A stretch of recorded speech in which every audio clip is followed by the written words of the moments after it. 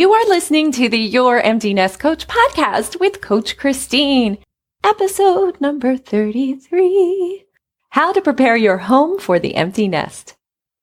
This podcast is for you, a mother who years ago walked away from a career to raise your child. Sure, you've been busy volunteering, carpools, maybe part-time work, and taking care of everyone. But your main gig? That has been your child. Now that they are in their later years of high school, the empty nest looms ahead for you and it is freaking you out. I've been there and I get it. Together, we'll turn our freaking out energy into freaking awesome energy. Hello, my future empty nest friend. What are you sitting on right now? Sorry, I wanted to ask you a question that you weren't expecting. A quick reminder that all of my episodes are brought to you by my free 7-day program, The Empty Nest, A Guide to Uncovering My Future. And to be clear, we are talking about your future, not mine. Hop on over to my website, youremptynestcoach.com, and sign up today. Look for the link that says Uncover Your Future. I have a guest today, and in preparation for this episode, I came up with 2 follow-up episodes. How exciting! Today, we are talking about preparing your home for the empty nest, and my guest is April Force Pardo. April Force Pardo first became interested in design back in her childhood bedroom, which led her to starting her own interior design studio in Maryland. Along the way, she earned a Master of Arts in Publication Design and worked in both graphic design and event planning positions. These diverse opportunities have trained her eye and design skills from paper to space and led her to open her studio in 2008. April uses her 7 signature steps to help you design an empty nest that makes it easy to nurture yourself, enhance your connections with loved ones, and provide you peace of mind for the days and years ahead. While many of April's clients have shared how much they love working with her, her favorite moment was when a client told April that working with her was like having a knowledgeable, trustworthy, and fun friend who designed her home like a best friend would. That's why April Force Pardo is your designer bestie, because she's here to hold your hand through the sometimes complicated, sometimes tricky design decisions and help you regret-proof your empty nest years. Welcome to the Your Empty Nest Coach podcast, April. Hello, thanks for having me. I am thrilled to have you here today. My friends, how much fun is it that April reached out to me to be on the show? It is funny. Some of us won't want to change anything in the house because we want everything to stay the way it has always been, while other mothers can't wait for their child to move out so they can use it as a room for a hobby they look forward to doing. 2 extremes, aren't they? While, yes, thinking about your child's personal space is one thing. What about the areas that you can start looking at now, start dreaming about and preparing for the future? Like, let's start with the master bedroom. Whether you are parenting with a partner or parenting solo, don't we all want this to be a retreat for us? For many of us, this space is completely overlooked. From old mattresses and sheets to no colors on the walls, the small things that can make a large impact are right there in front of us. So, April, what are some things you recommend we begin thinking about for our master bedroom space? Well, I think, as you just said, this space is so important because it is often forgotten. It is not a public space, so most people don't put time and energy into it. And if you did decorate it or set it up when you first were married or moved into the home, it's now been 18, 20 years, and maybe you haven't done anything but buy new sheets. I think that this space can go a long way toward enhancing your relationship and your own self-care. And so, like you said, if there's nothing on the walls and you have an old mattress, it's just not a space that you want to go to and that feels like a retreat. So the things I suggest, a couple of the things are purely decorative, but a lot of them are relationship building activities too, which is what I like about this space. The first one I say is to create like a dream list, either on your own or with your partner, and figure out, what would you love to have in your bedroom? What would you love it to look like? If you could have anything, do you wish you had a space to read? Do you wish you had more comfortable pillows? Do you wish you had better lighting? Even looking at pictures of bedrooms that are in Houzz or Pinterest and kind of dream, like just put it all out there and dream together. What could it be? And so that's just a fun exercise to open your mind.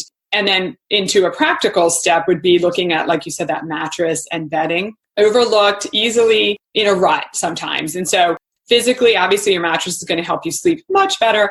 Your bedding is just something you should be changing frequently just for cleanliness. And I like to say, use a mattress shopping trip as a date. Like, why not go on a date together, grab lunch, get a glass of wine, go try out some mattresses and really, make an improvement in your room, in your health, in your sleep, and make it a place that you want to go spend time and read a book and do other romantic things and make it enjoyable. And then sheets too. Get the best that you can, get 2 pairs so you just have efficiency of use. And so that's sort of a practical side. And then the lighting, I think, is something people don't think about, right? Most bedrooms have a light in the center of the room and you put a lamp maybe on either side of your bed, maybe. And it's probably too small. And so lighting is so important. So I often tell clients to think about, if they're doing this on their own, kind of go through your morning routine or your evening.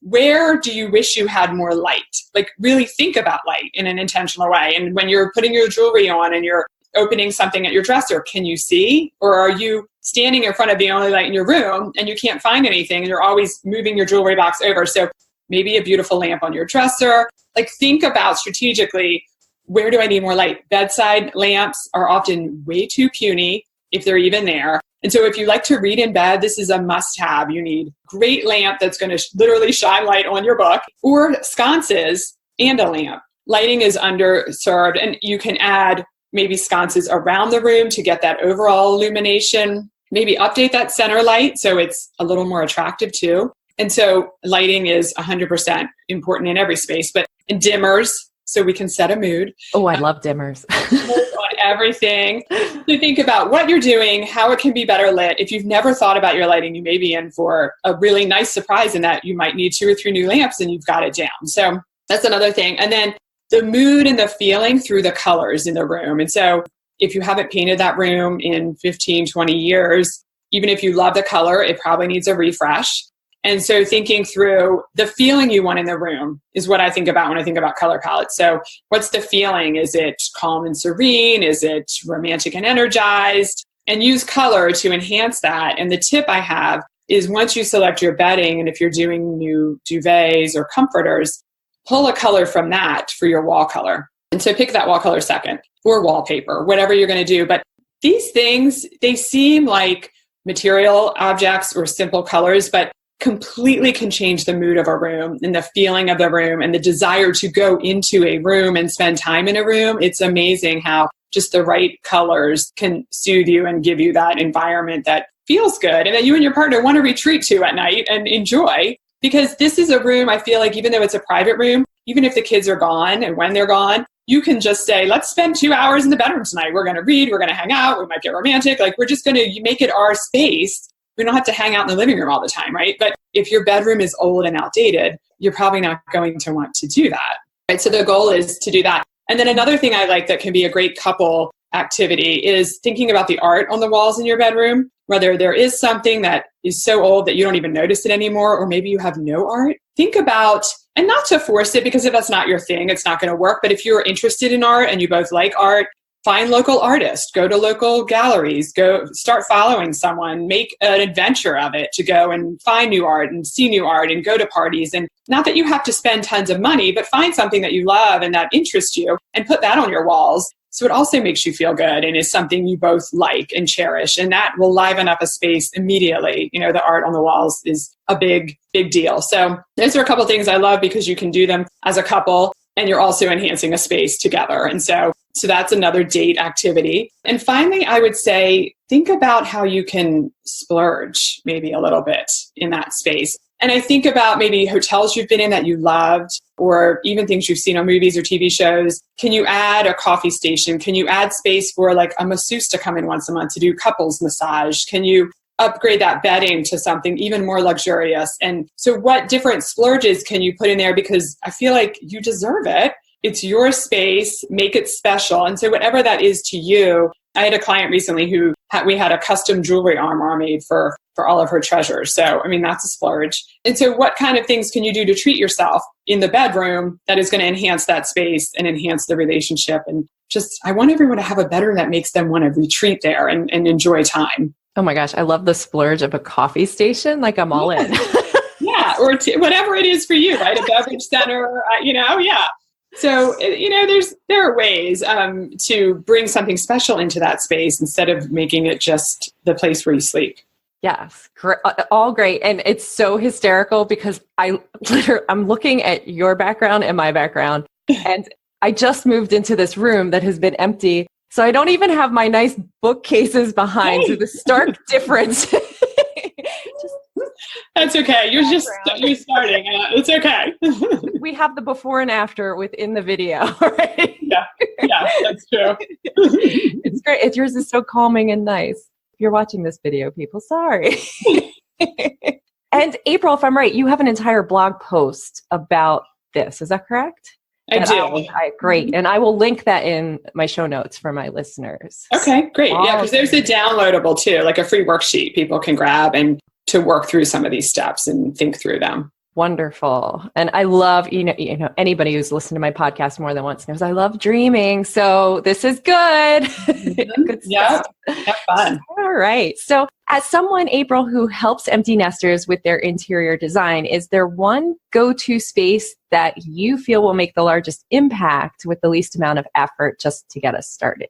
Okay. So when I think of the home in general, I think of creating one cozy space I often say just for you, but it could be for you and your partner too, since we were just talking about the bedroom, where you can create a space to sit and relax and maybe be surrounded by a couple of things you love. So I talk about this a lot, creating that sort of corner with a comfortable chair, maybe an ottoman, a side table, a lamp, a pillow, a throw, a vase of flowers. These might be things you already have, but you rearrange them so you create this cozy space. It could be in your bedroom. It could be in your family room. It could be on your screened-in porch now that if you have nice weather where you are now. So creating a space that's just for you, that is the same idea as the retreat of the master bedroom. It's like a mini retreat for you where you're going to go and read, drink tea, drink coffee, have a glass of wine, have a conversation with a friend, listen to a podcast, dream about your bedroom. And if it's something that you want to have to be enhancing your relationship, maybe it's a pair of chairs off the kitchen or somewhere.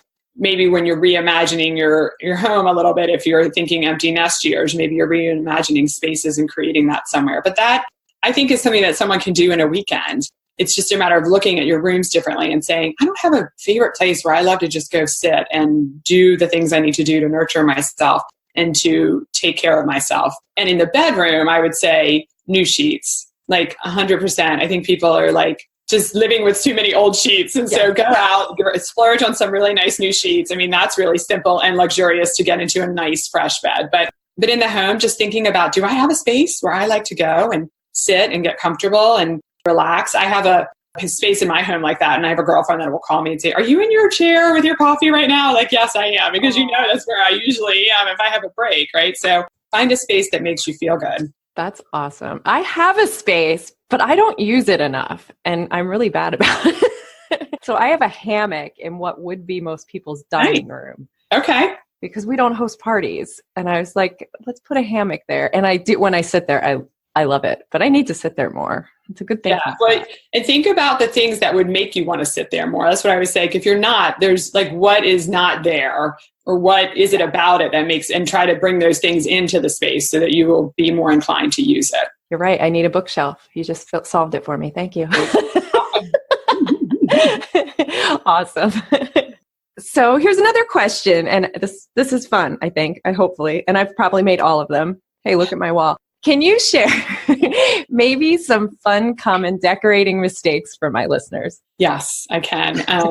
And these are things that I see all too often, but they're easily fixed. That's the key that I love about these. So they're all about placement and scale, and 90% of the time, that's the problem I'm seeing. So people hang their art too high. And so I often give a guideline of art in general. In most spaces, the center of your art should be 60 inches from the floor. And you can imagine if you have a 40-inch tall piece, then, the center of that is 20 inches. So measure 60 up from the floor and put 20 inches of the art like right there, because that puts it at most people's eye level. Gotcha. And that's where we want our art. We want it at eye level. And so that's a general guideline, but most people hang their art way too high. They take the distance between whatever the piece is and the ceiling, and they put it in the center of that space instead of working from the ground up.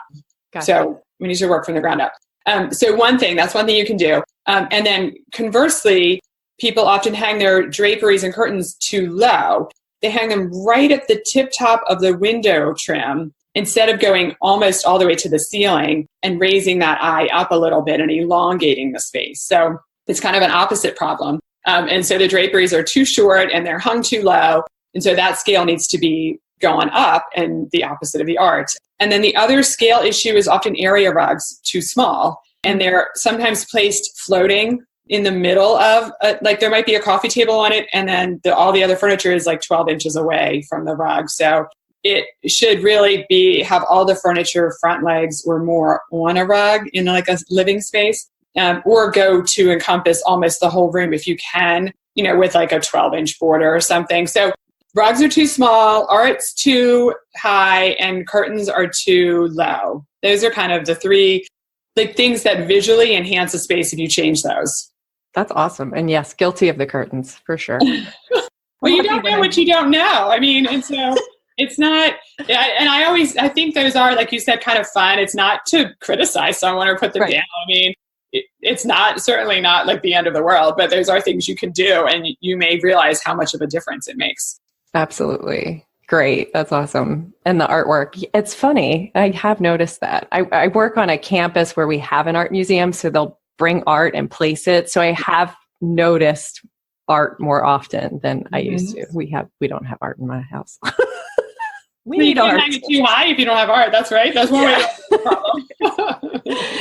Okay, so here's an advice. If you could get all future empty nesters in one ginormous room and give them one piece of advice, what would it be? It would be that I think your home has so much of an impact on how you feel about yourself and how you feel about your life. And I think especially in transitions, such as an empty nest transition, your home can do so much to support you. I think that it's not viewed that way. I think sometimes decorating is viewed as purely aesthetic, but I firmly believe that from the way our rooms are arranged to the way the color and the fabrics we use enhance your mood, they enhance your life, they enhance, if you're looking to build connections during those empty nest years with new friends and entertaining, your home can completely be set up to support that and changed and tweaked so that you feel really comfortable to go ahead and have those people over and have those connections. We talked about the bedroom, enhancing that can, I feel like, firmly enhance your marriage. It's not like a miracle, but it will make a big difference.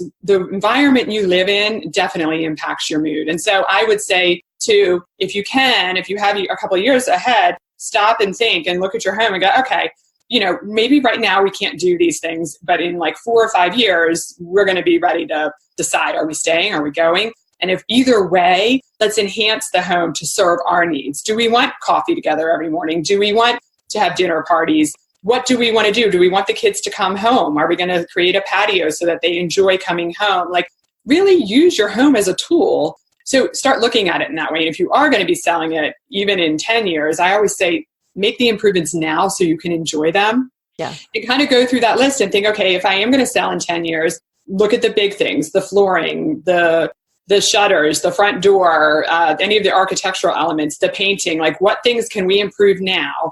And then if we do it in 5 to 10 years, they're not going to be so old that we can sell and still enjoy it. So think of your home as just such an asset into how you feel about your life. I think it's that shift in a mindset can make it maybe be something that you put on a priority list then, I think. And then there's always ways to find advice on how to do those things, but it's just, you have to understand that it can make a big difference. It's, as you were talking too, I was thinking a lot of my audience in particular, their children are still in high school and still going through college. So they're still in the transition. And the one thing I've noticed is we want to jump into our dreams, which might be 5-10 years in advance. And some of the things that you can do now while your child is transitioning are these things, which is really nice. And they benefit future you. So like, you can still use your GPS. You can still use your future you. Where are they going to be? All this dreaming. And let's get the house ready. And let's get your mind ready. And all these other things ready to just be able to fly ourselves when we're on the other side. Yes, absolutely. Let it be a tool and an asset and enhance everything, whether you're staying or going. But yeah, you're right. Let it, and then it's done. And you're just off to enjoy the things you need to enjoy, and your home is not a burden and it supports you. And so there's just so much you can do in your home that can turn things around and support you. And so I think it's a great tool. It is. It really is. And there's so many times I just been on my heart lately where everyone I'm talking to seems to be like, but I want to do things now. I want a new career. I want a new job. I'm like, well, we're just, as I think this podcast episode will have been out where I talk about simmering. We're kind of in the simmer right now where things bubble up and they bubble down, and we're just in the simmer so we can take care of these things. So if you're having trouble sitting in the simmer, this is something you can do. So good stuff, April. Thank you. I like thinking of it as the simmer too. I like that. You got to bring out the flavor. You need time, right? You do.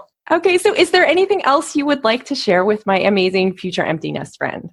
I'm so happy for them too, by the way. They're on their way. I wanted to share that I offer a video service to help take clients through my 7 steps of design. And I just bring that up so that if people hear all this advice and want more information, I can work with people around the world via video to go through some design problems and solve challenges. So you can link to that if you want on your notes. But it's a great service to help get people started and help them maybe dream or figure out what they need. Awesome. I will definitely link to it in my notes. So yeah, she could look at my wall and be like, no. Yeah, exactly. So we go through all the steps and it's a great service, and it can get you started and get your rooms kind of pulled together a little bit. Wonderful. That's great. Okay. And before you go, I have 4 questions that I ask every guest of mine. So first, waffles or pancakes? Waffles. Excellent. Waffles. Any reason? Well, I mean, they're just better than pancakes. I don't know. I had waffles at lunch yesterday. I had a choice and I was like, oh, I definitely want waffles. They're just the nooks, the butter sits in the little holes. I just love it. Awesome. What is one item you can't live without and why? Okay, this is a tough question. It is, right?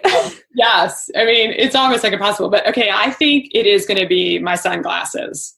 Really? I like it. Yes. And I have 2 really great pairs of sunglasses that I love, really nice, because I wear them almost every single day, all the time. Winter, spring, summer, fall. My eyes are really sensitive, and then they're an accessory too. So it's a combination of need. I mean, I literally have them on before I walk out the door so that no sun is to glare on my eyeballs. And then they hide a lot of sins too sometimes. So definitely I would say sunglasses. Awesome. I like that answer. That's good. Your all-time favorite movie and any particular reason? That's also a really tough question, Christine. I would say I did get to think about this one, thankfully. Notting Hill, which I just realized after I was thinking about it, that it is now its 20th anniversary this year. Oh my gosh. Which I wouldn't have known if I hadn't looked at it. But it is. So I love that movie. It's just sweet. It's funny. The accents, the love story, the family story. It's just, I think it has everything rolled into one. It just makes me feel good. Awesome. Love it. All right. And finally, you have an hour of alone time. No one will bother you. What is your go-to thing to do? Well, I will probably have a good book and a glass of wine and probably my favorite chair. Sometimes Netflix, but probably a good book if I could get peace and quiet, a good book and a glass of wine. Yep. Awesome. So this has been so much fun, April. I'm just so glad you reached out to me, and I'm so glad you're here. Yes, it has been a lot of fun, and I love your podcast so much, so I'm so happy to be able to just contribute a little bit. Oh, thank you. Yay, hugs. Yes.